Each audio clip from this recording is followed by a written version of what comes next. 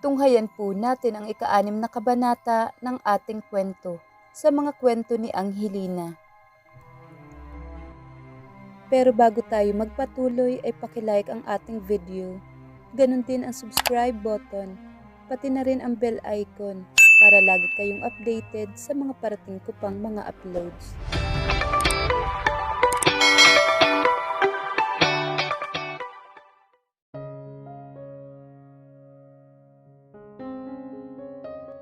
Everything was in perfect order, ang sabi ni Royal sa sarili.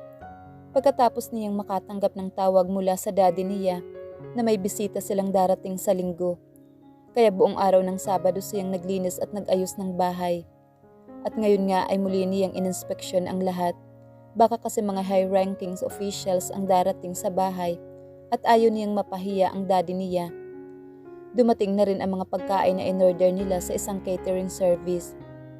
Ngayon nga ay hinihintay na niya ang ama. Ang sabi nito, lunch daw ang dating ng mga bisita. She checked herself on the mirror. She looked simple as always but presentable. Isang floral dress na may knife-pleated skirt na abot hanggang sa kanyang tuhod ang kanyang suot. Pero sa halip na isang sandals or doll shoes ang itinerno niya, sa suot na damit ay isang low-cut na Converse ang suot niya. Ipinusod niya ang kulot at kulay brown na buhok. At tulad ng nakagawian, hindi siya nag-makeup, kundi isang nude na lip tint lang ang inilagay niya at ang paborito niyang pabango. Maya-maya ay may nagbusina na sa labas ng gate. Lumabas si Royal para silipin ang dumating at nang makilala niya ang sasakyan ng ama, ay agad niyang binuksan ang gate para maipasok ng mga ito ang kotse. Sinalubong ni Royal ang kanyang daddy at humalik sa pisngi nito. Sinabihan naman ng kanyang daddy ang mga kasamang pulis. Dito niyo na lang ako hintayin sa labas para hindi maasiwa ang mga bisita ko, ang bili niya sa mga ito. Isang saludo naman ang isinagot nito sa mga pulis bago lumabas muli ng bahay. Pumasok muna si Royal at ang daddy niya sa loob ng bahay at nang isara nito ang pinto, ay di na niya naiwasan ang magtanong, Dad, sino po ang mga bisita natin? Ang usisa niya sa ama. Ang family ng future husband mo, ang sagot nito sa kanya. Nanlambot ang buong katawan ni Royal. Oh no, ang sabi ng isipan niya. Ayaw niyang umasa na naman ang daddy na pupunta si Jacob. Mas lalo na ang pamilya nito.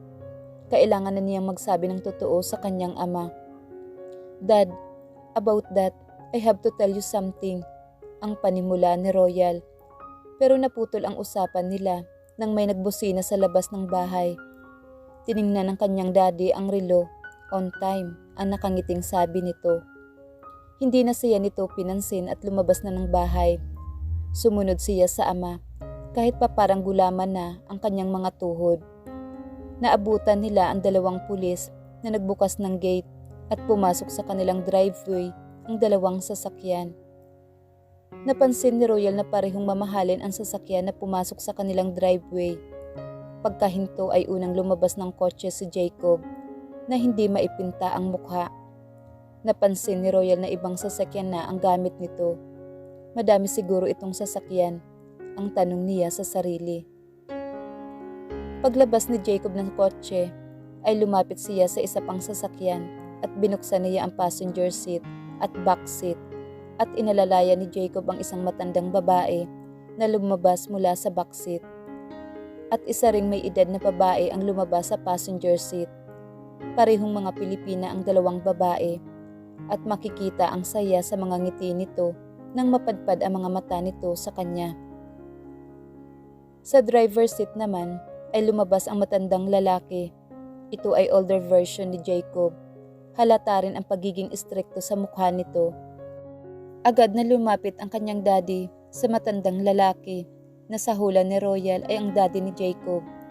Malugod na nakipagkamay ang kanyang ama at isang malapad na ngiti naman ang isinagot sa kanya ng lalaki habang nakikipagkamay. Nahihiyang lumapit si Royal kaya nanatili siya sa harapan ng pintuan at nakamasid lang siya mula roon. Pinagmasdan niya ang mga ito at kitang-kita ni Royal ang saya sa mukha ng mga ito. Maya-maya ay naglakad na ang mga ito papalapit sa kanya Nag-umpisa ng kumabog ang kanyang dibdib. Oh my God, she is so pretty, ang masayang sambit ng mama ni Jacob sa kanya. Pagkalapit ng mga ito, let me see her, ang sabi naman ng mas matandang babae. Oh, we do have a pretty one here, ang nakangiting tila kinikilig na sabi nito sa kanya. Hindi mo ba kami ipapakilala, Jacob? Ang takang tanong ng mama ni Jacob. Nang hindi malang nagsalita ito at nakatingin lang kay Royal. Kumurap-kurap si Jacob. Mama and Lola, si Royal, fiancé ko. Ang pagpapakilala ni Jacob kay Royal sa dalawa. Royal, si Mama at Lola, ang muling sabi nito sa kanya. Hello po, I'm so glad to finally meet you. Ang nahihiyang sabi ni Royal sa dalawa. Iniabot niya ang kanyang kamay sa mga ito para isang handshake, pero hinawi iyon ng lola ni Jacob. Nilapitan siya nito at niyakap, saka siya hinalikan sa pisngi. You're too formal, just call me Lola, okay? Ang sabi sa kanya nito, nang binitiwan na siya. Pero ang mama ni Jacob ang lumapit at niyakap siya, kaya wala siyang nagawa kundi halikan ang mas nakakatandang babae sa pisngi. Mama na ang itawag mo sa akin, ang sabi rin nito sa kanya. Isang matipid na ngiti naman ang isinagot niya at napasulyap siya kay Jacob. Natikom lang ang bibig na nakatitig sa kanya. Hindi inaasahan ni Jacob ang magiging reaksyon niya nang muling makita si Royal. Sandaling napatitig siya sa dalaga. Sa simpleng ganda nito, napansin din niya na nahihiya ito sa kanila.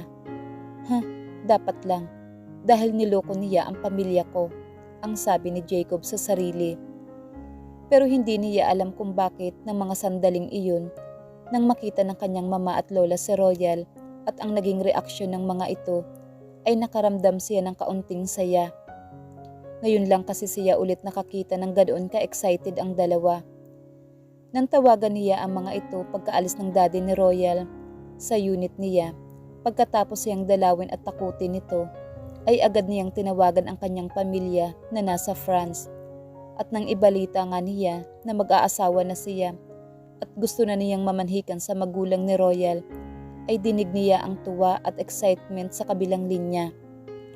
Agad-agad nga na nagsipunta ang mga ito sa Pilipinas.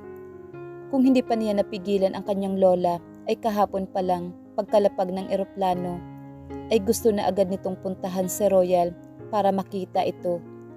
Siya kasi ang unang apo nito na mag-aasawa, kaya ganoon na lang ka-excited ang pamilya niya.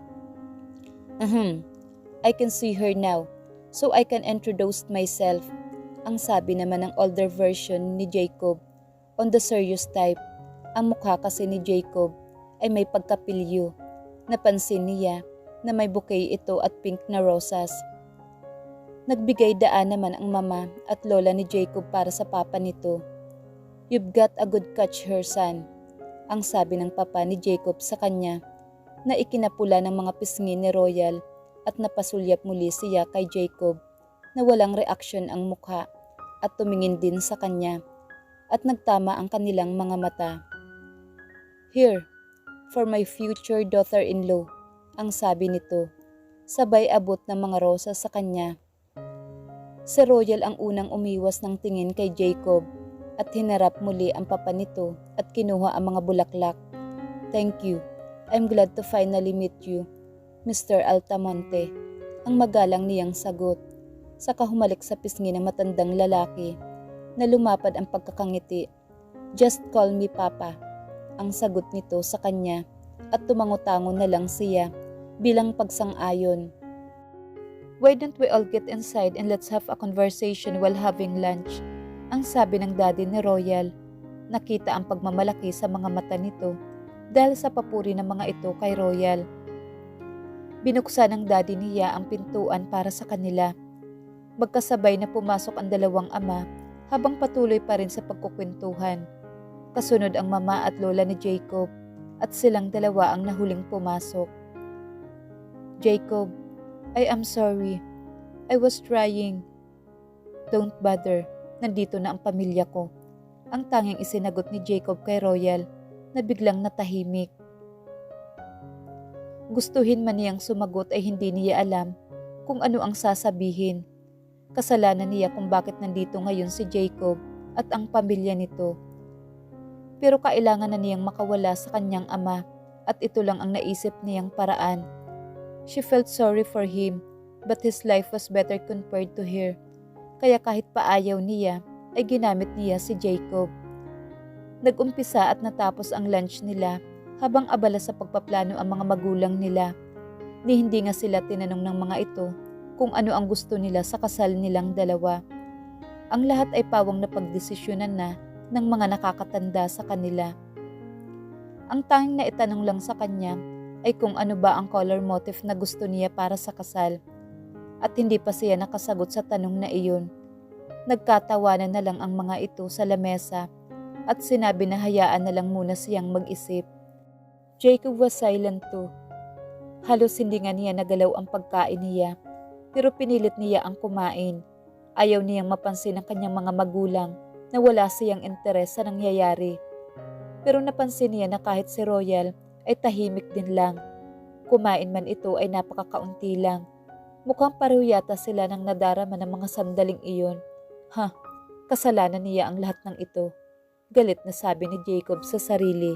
Pero biglang nakuha ang atensyon ni Jacob dahil sa sinabi ng kanyang lola. Gusto sana namin na isama si Royal sa aming vacation house sa San Vales. Naroon din kasi ang ibang kamag-anak namin. At darating din ang iba pa naming kamag-anak galing ng France. Ang sabi ng lola ni Jacob. What? Ang di makapaniwalang bulalas ni Jacob. My God, ang buong angkan yata ng Altamonte ang pupunta.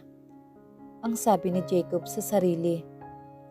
Biglang kinabahan si Royal nang marinig ang sinabi ng lola ni Jacob. Tiningnan niya ang kanyang daddy na nakatingin din sa kanya. Nabasa kaya nito ang agam-agam sa kanyang mukha? Ang sabi ni Royal sa sarili. May mga commitment yata si Royal.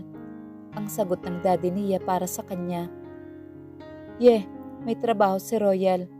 Ang pagsang-ayon din naman ni Jacob. Alam naman namin, that's why we're inviting her sa weekend. Siguro naman, free ka na ng araw na iyon. Gusto ka naming ipakilala sa buong pamilya namin. Ang sagot naman ng mama ni Jacob.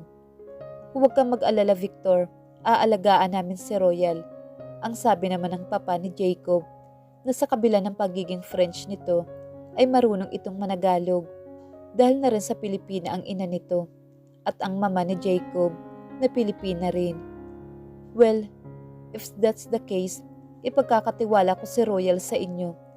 Alam ko naman na she'll be in a good hands, ang sabi ng daddy niya. At mukhang hindi napansin ng mga ito ang sabay na pagpikit nila Jacob at Royal at ang pagbuntong hininga. Inayos ni Royal ang suot na seatbelt habang nakaupo siya sa passenger seats ng sports car Ferrari ni Jacob. Hindi niya maintindihan kung bakit ba gustong-gusto ng mga lalaki ang ganitong sasakyan na napakababa.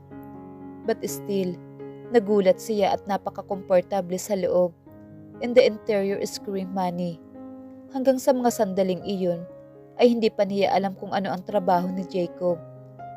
At sa pagkakarinig lang niya sa tawag ng kanyang daddy na playboy, hindi rin niya ginawang research ang apelyido nito.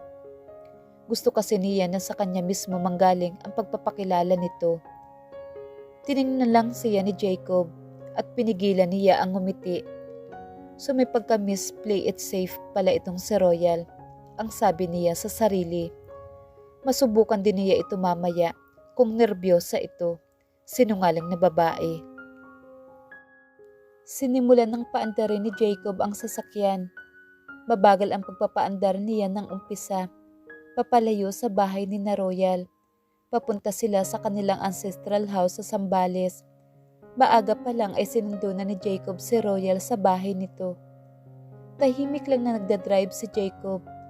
Wala sa kanilang dalawa ang nanguna na magsimula ng conversation. But still, kahit patahimik ay napansin ni Royal na walang awkwardness siyang nadarama sa loob ng sasakyan. Hindi katulad noong si Diego ang kasama niya. But Jacob was feeling different.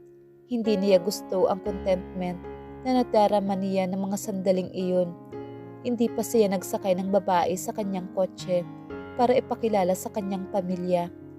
Usually, para iuwi sa kondo, para sa umaakatibong aksyon sa ibabaw ng kama, na magtatagal lang ng 1 oras. After that, goodbye. But he didn't know kung bakit he felt good somehow, knowing na magkikita sila ng family niya. With her, of course. Nakita niya kung gaano kagusto ng kanyang pamilya si Royal. Hindi na nga matigil ang mami at lola niya sa kakaplano. Sa bahay nga ng mga magulang nito sa Manila, kung saan doon tumutuloy ang kanyang pamilya at palagian niyang dinadalaw ang mga ito. Pagkatapos niyang magtrabaho, ay si Royal ang hinahanap ng mga ito at si Royal ang laman ng usapan nila.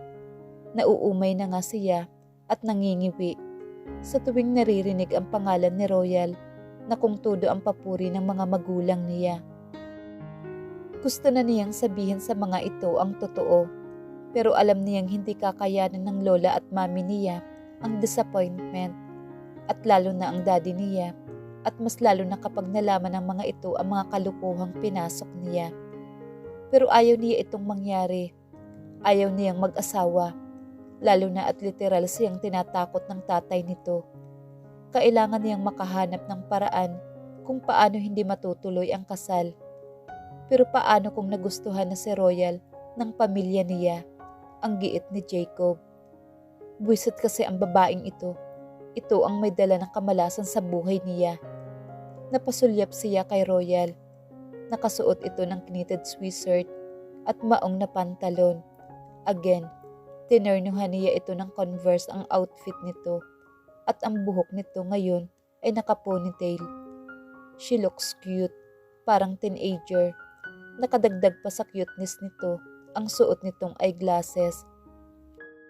He hadn't had sex with a woman wearing eyeglasses before. Ang sarap sigurong tingnan sa kama ang babaeng naka-eyeglasses. Fact, ang sambit ni Jacob. At di niya akalain na malakas pala ang pagkakasabi niya. Hindi niya alam kung may diferensya ba siya at pinagpapantasyahan pa niya ang babaeng nagdala ng kamalasan sa kanya. I beg your pardon? Ang gulat na tanong ni Royal habang nakatingin kay Jacob at nakakunot ang noo. Wala, ang galit na sagot ni Jacob at itiningkom na niya ang kanyang bibig. Galit siya. Bakit ba kasi kung anong kakaibang pakiramdam ang ibinibigay ng babaeng ito sa kanya? Simula pa lang na makita niya ito sa kondo. Pagpasok nila ng NLEX ay sinimula na niyang i-accelerate ang takbo ng kotse. 100 ang maximum speed limit sa NLEX, pero naglalaro sa 100 to 115 ang takbo ni Jacob at hindi pa ito naka-seatbelt. Napansin ni Royal na unti-unting tumutulin ang takbo ng sasakyan. Bigla na siyang kinabahan at napalunok siya. Nagsimula na siyang sumulyap kay Jacob at sa speedometer ng sasakyan. Ano ba ang gustong gawin nito? Paliparin ang kotse? Napakapit na siya sa kanyang seatbelt at sa door handle. Napansin naman ni Jacob na napakapit na si Royal at hindi niya mapigilan ang mapangiti. Yan, makaramdam ka rin ng takot tulad ng ginawa ng daddy mo sa akin at nang maalala na naman niya ang paglaslas ng general sa gulong ng Ferrari niya. Kumulo na naman ang dugo niya. Nagpasimpleng nag-iiba siya ng lane while he maintained his speed sa 100. Ayaw naman niyang mahuli. Pero nang makita niya ang reaksyon ni Royal, kahit pa siguro mahuli siya, ay worth it. At least, nakaramdam ng takot ang babaeng ito, tulad ng ginawa sa kanya ng daddy nito.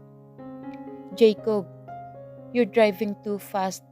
Ang takot pero malumanay pa ring sabi ni Royal kay Jacob. Hindi niya alam kung bakit bigla na lang binilisan nito ang takbo ng kotse. Talagang may pagka-trigger happy ba ito? Ang takot na sabi ni Royal sa sarili. Hindi sumagot si Jacob at pinagpatuloy lang ang takbo ng kanyang sasakyan. He felt he received the vengeance sa malas na babaeng ito. Pero hindi pa siya hihinto hanggat hindi ko pa nakikitang umiiyak sa takot ang babaeng nagdala ng kamalasan sa buhay niya. Natakot na si Royal dahil hindi malang sumagot si Jacob at hindi nito binago ang bilis ng takbo ng sasakyan. Tila ba sumasabay ang pagmamaneho nito sa metal rack na pinatutugtog nito sa loob ng sasakyan. Jacob! Ang malakas na pagtawag niya para makuha ang atensyon nito. What? Ang pasigaw na sagot ni Jacob. I said, you're driving too fast, ang muling sabi ni Royal. So what? Ang galit pa rin na sabi nito kay Royal. Gusto niyang ilabas ang galit niya at ang kakaibang nadarama sa babaeng ito. At ito lang ang paraan niya ng mga sandaling iyon. Pwede ba ibaba mo na lang ako? Ang mahinahon pa rin na pakiusap ni Royal. Kaya lalong nagalit si Jacob. Langya, takot na. Nakuha pa nitong maging mahinahon, buwisit, ang sabi ni Jacob sa sarili. Kasalanan mo ito. Anong nangyari sa sinabi mo? Nakakausapin mo ang daddy mo.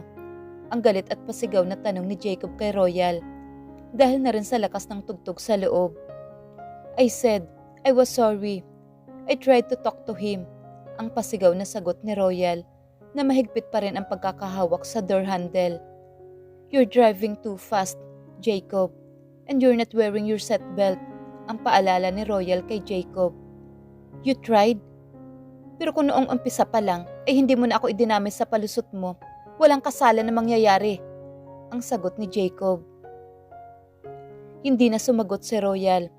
Alam niya ang dahilan kung bakit niya ginawa iyon at mukhang tumatalab na ito. Sa unang pagkakataon ay hindi siya tinawagan ng ama para i-monitor ang kanyang ginagawa. Yes, he knew where she was going at alam niya na nakamonitor through GPS ang phone niya. But still, she felt a sudden feelings of being free. Nahihilo na ako, Jacob. I think I'm going to poke, ang sabi ni Royal at hinawakan pa ang kanyang tiyan. Shit, sambit ni Jacob. Dahan-dahan niyang binagalan ang takbo ng sasakyan. Sinira na nga ng tatay nito ang gulong at side mirror ng kotse niya. Ngayon naman ay susukahan ng anak nito. May sa devil ba ang mag-ama na ito? Ang galit na tanong ni Jacob sa sarili. Wala nang nagawa si Jacob, kundi ang pabagalin ang takbo ng Ferrari. At nang matanaw na niya ang malaking gasolinahan, pinihit niya ang manibela patungo roon. He needed to calm himself. Baka sa galit at inis niya ay mamatay pa silang dalawa. Naalala niyang may samalas nga pala ang babaeng ito. Baka madisgrasya pa ang abuti nila. Inihinto ni Jacob ang sasakyan sa harapan ng isang coffee shop. Tiningnan niya si Royal na nakakapit pa rin sa seatbelt at door handle nito. Shit, ano ba ang ginawa niya sa babaeng ito? Nakaramdam tuloy siya ng pag-aalala kay Royal. Are you okay now? Ang tanong niya rito.